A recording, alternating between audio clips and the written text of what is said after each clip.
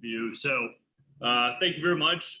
Good to be back here again. So appreciate the opportunity to join my good colleague Logan and talk a little bit about top dressing and surface maintenance for our racetracks. So first of all, I want to talk a little bit about the definition of top dressing. So this is a uniform thin layer of soil or finely granulated organic material applied over the turf surface. So we'll talk about a couple different materials that we can use as we go along here, but just want to kind of set the stage here. Or, if we're talking about top dressing, this could be a verb as well, and kind of the act of adding that soil or root zone material over the turf surface here. So you can see, I think a lot of people are familiar with this. This is a toe behind top dresser here. In this case, they happen to be applying compost on top of the turfgrass surface. So let's talk a little bit about some reasons for top dressing up. Looks like that right side of the slide cut off just maybe a little bit there. But basically one of our primary reasons for doing this is to try to reduce thatch and the effects of thatch. Now, of course, with thatch, we want to have a little bit of thatch because that's what provides a cushion underfoot or under hoof, as you will, on that turfgrass surface. So we're thinking about the thatch layer here. This is going to be the layer of intermingled stems and roots that are in various states of decay that occur between the verdure or the green part of the turfgrass and the actual soil underneath. So this is what we're kind of talking about with this thatch and mat layer. So the mat's going to be a little bit more decomposed layer beneath the thatch per se, but right here you kind of see in this bracket, this would be referred to as that thatch mat layer. So with top dressing, one of the big things that we can do with this is to try to really dilute that thatch layer. We're not removing the thatch like we would with an aerification or some other cultivation process, but with top dressing, we're actually diluting that thatch and then diluting the effects of that thatch. So another reason we might top dress is to, in conjunction with cultivation, as we try to reduce hard compacted soils, reduce the hardness of those soils. So we might go back through, we've talked about it a little bit previously today within the panel discussion. And Mike had talked about that a bit too. If we're trying to fill back holes with sand or in some cases compost, we're trying to go back through and fill those holes in.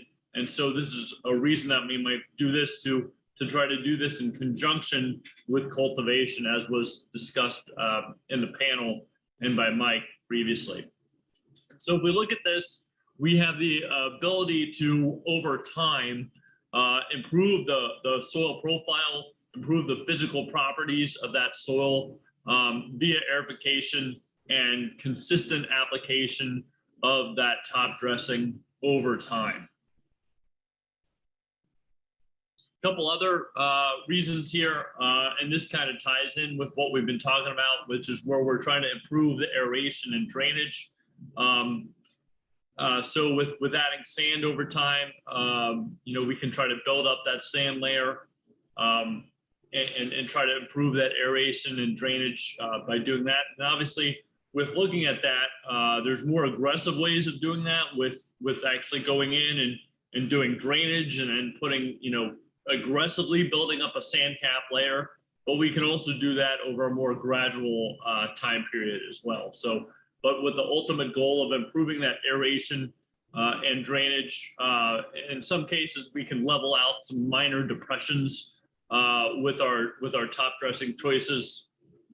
And then, of course, if we're overseeding, we can use that top dressing as a covering to help to protect the seeds and to retain moisture at that seed bed. So a couple different reasons for top dressing as we look at turf management overall there. And then the last one I wanted to mention there would be winter protection for crowns. Probably not not as much used in the horse racing industry. We do that more with golf course turf, putting greens, things that are more shortly mowed. But that's one benefit of top dressing as well. So one of the things that we want to think about in selecting our top dressing and thinking about our goals for top dressing is are the root zone physical characteristics. So what's the texture of the root zone? So this is, do you have sand? Do you have clay? Do you have something in between like a loam? Do you have some combination? What is your combination of sand, silt, and clay, and how's that kind of mixing to react in the way that your soil reacts?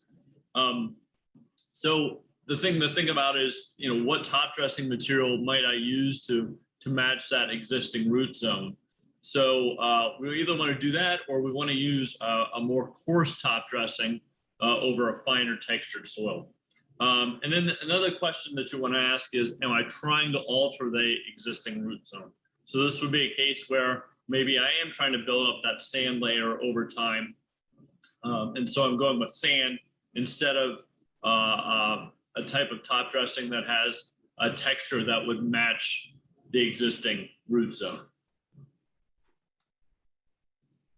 So when we think about root zone physical characteristics, we think about things like texture. So again, this is the mixture of sand, silt, and clay underneath that, in that soil medium. We think about structure, and structure is really how those particles are oriented. So we might have a heavier soil texture, but if those particles have good structure, then you're able to allow better drainage in that particular scenario. So the heavier your soil is, the more important the structure of those soil particles is. Another thing that we look at for root zone physical characteristics would be bulk density. So this looks at the mass of soil per given unit area. So if we have a heavier soil, we're going to have more density there, and certainly under compaction, we can have a higher bulk density. On the opposite end of that would be sand, where we're probably going to have a lot more macropores, a lot more mesopores in that soil, and so we're going to have a lower bulk density. But that's one of our important root zone physical characteristics. Porosity refers to the air content of that soil. So obviously sands are going to have a higher porosity. And then we also look at saturated hydraulic conductivity. How well does that soil move water down through the profile in a saturated state? So all of these can give a good example of, good parameters for assessing root zone physical characteristics. Logan, if you want to chime in here as we go along. Oh, you're good. Everything's good. It's it's just important that before this process is really started, that the beforehand work is done to know exactly what we're trying to do, profile wise, or whatever we're working it towards. We've thought about before selecting this top dressing. Right, exactly. So some of the more common top dressing materials that you'll probably use include sand, probably one of the most common. So with the sand, we're looking for not just any sand, but sand that typically has a little bit more of a medium to a coarser texture, a sand that has a good grading to it. That means that you're going to have different, different size particles, that you're going to have, kind of an angular or subangular shape to it, and not so much rounded sand, but more of a subangular or angular shape to it, and then with a good grading. So you might choose to go with compost. So compost is beneficial in that it has good nutrient holding capacity. It also has good water holding capacity, but it also allows for better structure in the soil over time to develop. So that's one benefit of using compost. Or if you've got a native soil mix and you're going through, you might go in with something like a 60-20-20 mix with topsoil with peat and sand kind of mixed in there, topsoil being 60, peat being 20, and then the sand being 20. Or again, another mix, some type of mix that matches the current soil profile that you have. Now, Mike Bookholder referred to this last time, and I'll iterate it, and it's so important, is once you decide on a material, don't switch materials, because one of the big things that you can get into by switching is layering, where you have a real situation where you don't move water into the soil as well as you would as it hits the layers. It's going to slow down. And typically we want to go with a soil mix that's at least as coarse as a current mix, if not coarser.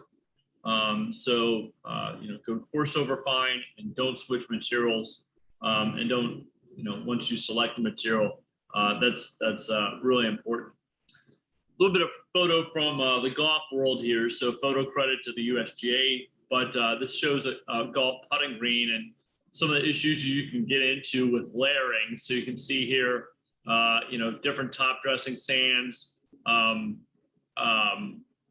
different top dressing materials used in the profile, and really you're curbing the infiltration of your water. You're really reducing that amount of infiltration that can occur through that layer. So they kind of sloughed this lower layer off, and you look at, okay, here's the roots. So all those roots are kind of bunched up towards the top there because that's where all the water is. And then obviously with holding a lot of water in that upper profile, you're running into a lot of other problems as well, with increased chance of compaction and decreased oxygen within that root zone.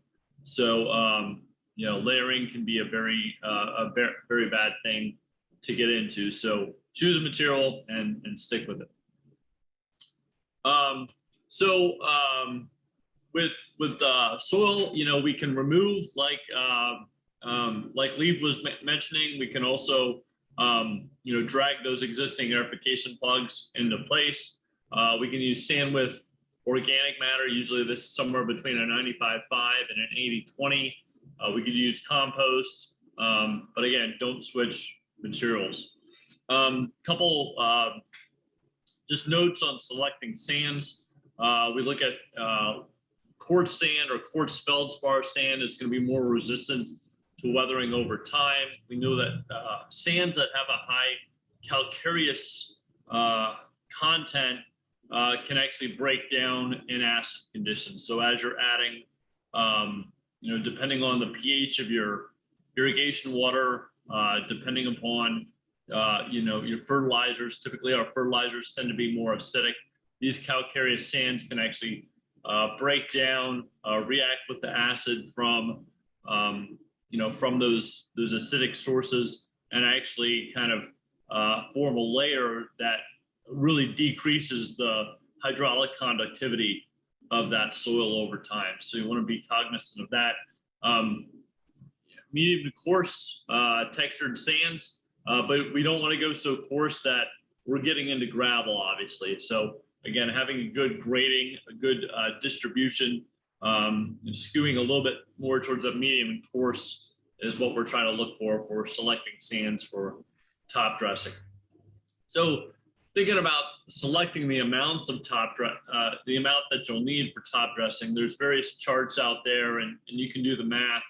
But here's a quick chart that I found, kind of looking at, okay, if we're looking at an 1/8 of an inch depth, we're going to need about 0.4 cubic yards per 1,000 square feet.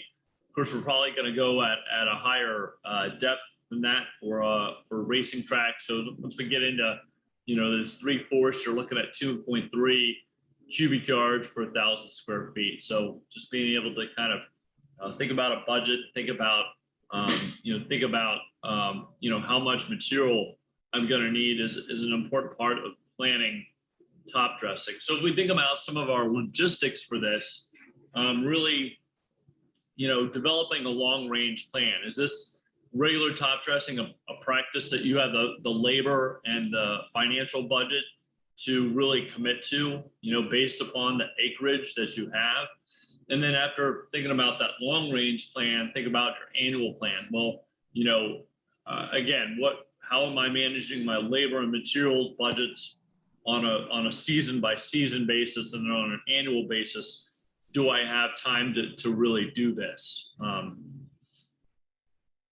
And the big thing is, can you work around the race schedule? And if you can work, around the race schedule, when can you work around the race schedule? So being able to really schedule your top dressing and try to pencil this in, and also come up with alternatives for, if the weather's bad, et cetera, is going to be an important consideration of some of the logistics of top dressing.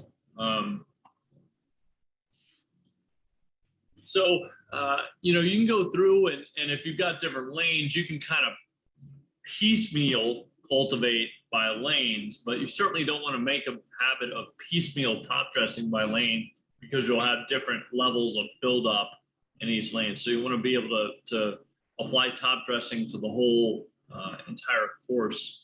And then think about too, what are your irrigation capability and resources? How well you can manage moisture also has an impact on some of your top dressing decisions. Can I go out with a heavier top dressing and try to get this watered in? Things like that. Your irrigation kind of plays into if you can do that. So with top dressing timing, obviously race schedule considerations are very important. We want there to be good growing conditions so that the turf is able to keep growing and have that top dressing kind of work in to the canopy. Ideally, we would do this in conjunction with cultivation. So I know some people who would go through and top dress after cultivation. Some people go through and top dress prior to cultivation and then go through and aerify after that. So you can do that either way. But being able to think about getting out there 1 to 3 times per year is something we want to think about with top dressing time. Logan, you want to talk a little bit about some of your experience up there in Harford County? Yeah, so here's just kind of a breakdown of some potential ways to go about top dressing. This is an example here of a golf course in the area that top dresses their fairways. I'm not fortunate enough to be able to do that, but they are. And what they use is pictured here, this Dakota Pete 440. It takes, I believe it can have like 4.2 cubic yards of material in each load. So what this gentleman does is he top dresses 32 acres. That's his fairways. Plus he does another area as well, but the fairway is a big area, and he puts an average of this, 2 3/4 to 3 tons per acre of material down, and he's just using straight sand. Not the highest of quality, but not the poorest of quality either. It has a good distribution like Jeff has talked about. And, a price here, just so like, is this even feasible? For him, it's about $4,500 per application to get that done. Now he wants to do that twice a year, if he can, or add a third lighter one in there.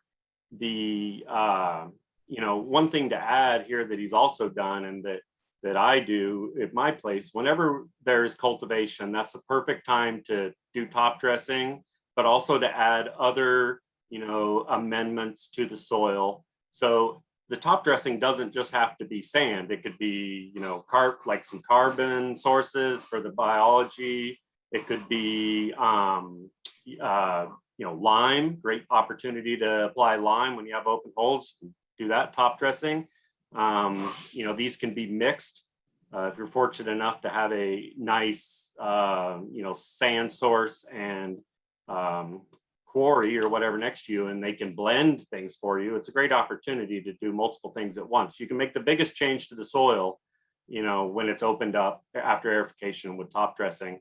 And definitely, as Jeff just mentioned, if you have native soils, incorporating this top sand is key.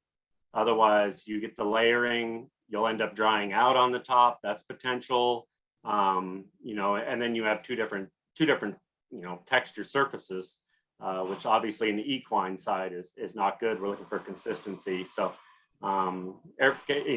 top dressing is very important, doing the groundwork, but it is feasible. This for 32 acres, it takes him, one guy takes pretty much 8 hours. He says 2 guys, it's less because he's able to run, sand around faster with tractors rather than driving all the way back. But if you think about it strategically, if you can store some sand piles, so you're not going all the way back to one place, you can make it a little more feasible.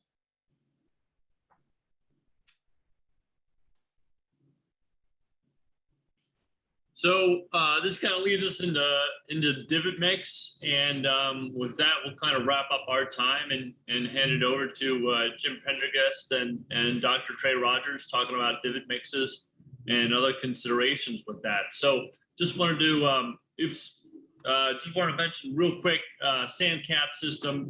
Dr. Rogers has done a lot of work on this up at Michigan State. So I think he alluded to it just briefly here with some of the Keeneland renovations. This is an idea to kind of combine the advantages of a sand-based system with minimizing interruption where the drainage is installed, and then the sand top dressing is pretty aggressively done to try to build up that sand layer. So this kind of a whole nother talk in and of itself, but there are techniques for going about this and kind of building up that sand cap. So again, I'd just like to say thank you. Thank you for having us. There you can see our contact information there. And, we're happy to take any questions in the chat. But thank you again. This is Karen, and this is her land. She's been here a long time, along with Mojo. The first fence post went up here. Now there's 5,000 of them. After the storm, she started the cleanup here. And when she needs some peace and quiet, she always finds it right here. This is more than just land, it's home. Karen runs with us on a John Deere 3E Series tractor, because who says a day's work has to take all day? Nothing runs like a Deere. Search John Deere 3E Series for more.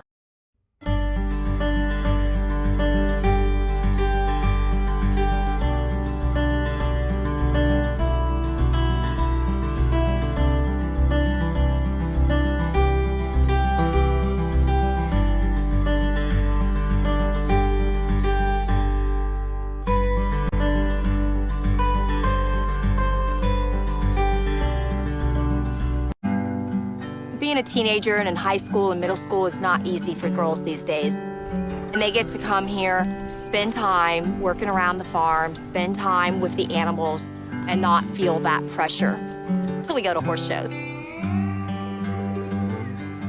The first time I saw this land, I was about 12 years old. I came here with an old mentor. I fell in love with it as a little girl, and I said I was gonna own it one day. My mother, when I was 4 years old, put me on a little pony walking around the zoo. That was it for me. Love at first sight. Like any kid, when I was younger, I wanted to compete more in the Olympics and go Grand Prix and do things like that. But I put that all on the side and realized I had a different agenda in life. I've taught about 800 kids in this area. A typical day starts early in the morning with feeding the horses. Then usually we clean stalls. This is a daily chore, sometimes twice a day. I'm always on the tractor, mowing, spreading things around, you name it. This is a John Deere 3025P. I love my tractor. I couldn't live without it. I like to just relax and be left alone. I call it my husband. He's very reliable, and it doesn't argue. It's so easy to use. My 68-year-old mother has never driven anything like this before, and she was scared to death of it. And once she did, she loves it. She drives it all the time for me and helps me out around the farm.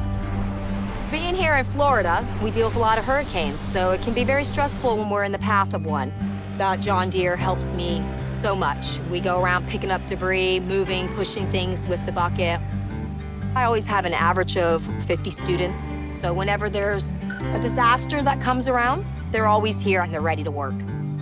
I call all my girls my kids. They're like part of my family, and they get scholarships for riding, and so we try to keep our sport here a little bit serious but fun. We go to the horse shows. It's great for them. Good, very nice. Teaches them a lot of sportsmanship, how to be more in charge and have more self-confidence. A little stronger on that. There. The parents tell me all the time, you are such a huge influence in our child's life. I love to share my experience with these girls and be able to steer them in a better path. Everybody always asks me, how do you keep doing this? I say, just the sheer passion of it. What am I gonna do? Get a condo on the beach somewhere? I'm happier here. I'm Karen Neese, and this is my land.